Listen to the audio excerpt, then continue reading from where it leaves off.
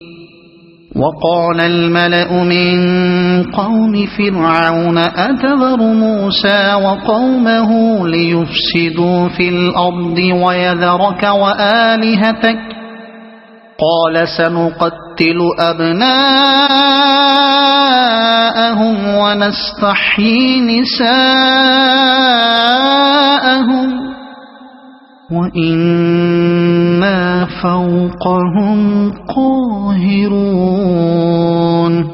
فرعون سے اس کی قوم کے سرداروں نے کہا، کیا تو موسیٰ اور اس کی قوم کو یوں ہی چھوڑ دے گا کہ ملک میں فساد پھیلائیں اور وہ تیری اور تیرے معبودوں کی بندگی چھوڑ بیٹھے؟ فرعون نے جواب دیا، میں ان کے بیٹوں کو قتل کراؤں گا اور ان کی عورتوں کو جیتا رہنے دوں گا۔ ہمارے اقتدار کی گرفت ان پر مضبوط ہے اور ان کی عورتوں کو جیتا رہنے دوں گا۔ واضح رہے کہ ایک دور ستم وہ تھا جو حضرت موسیٰ علیہ السلام کی پیدائش سے پہلے رامسس ثانی کے زمانے میں جاری ہوا تھا، اور دوسرا دور ستم یہ ہے جو حضرت موسیٰ علیہ السلام کی بعثت کے بعد شروع ہوا۔ دونوں میں یہ بات مشترک ہے کہ بنی اسرائیل کے بیٹوں کو قتل کرایا گیا اور ان کی بیٹیوں کو جیتا چھوڑ دیا گیا تاکہ بتدریج ان کی نسل کا خاتمہ ہو جائے اور یہ قوم دوسری قوموں میں گم ہو کر رہ جائے۔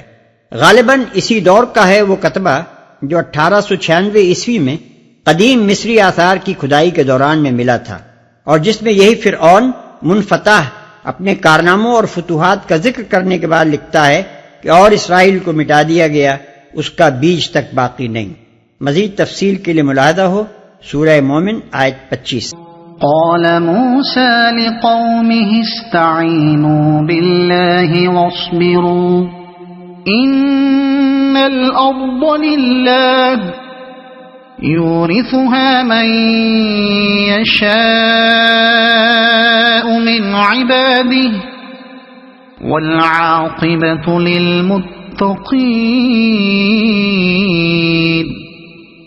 قالوا أوذينا من قبل أن تأتينا ومن بعد ما جئتنا قال عسى ربكم أن يهلك عدوكم ويستخلفكم في الأرض فينظر كيف تعملون۔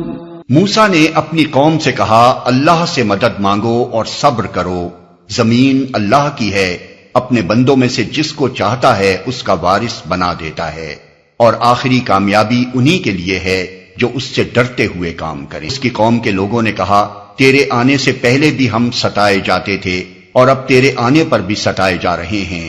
اس نے جواب دیا، قریب ہے وہ وقت کہ تمہارا رب تمہارے دشمن کو ہلاک کر دے اور تم کو زمین میں خلیفہ بنائے، پھر دیکھے کہ تم کیسے عمل کرتے ہو۔